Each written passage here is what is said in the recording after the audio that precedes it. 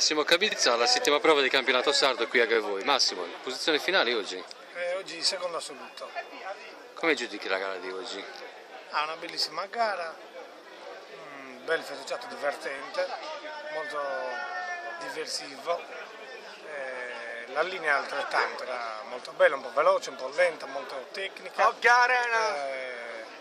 Mi sono divertito. In campionato come si è adesso? Classifica finale, professori, giustamente. Sì, adesso fino a oggi ero primo, adesso mi ha scavalcato Renato di 2 punti.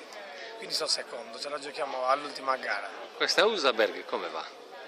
È una moto per me ottima, mi trovo molto bene, ha delle particolarità che mi danno molta sicurezza. Che ti soddisfano molto. Sì. Volevo ringraziare il team Mi Bike, guidato da Sergio Mibelli, che ci dà una grande mano per questo campionato.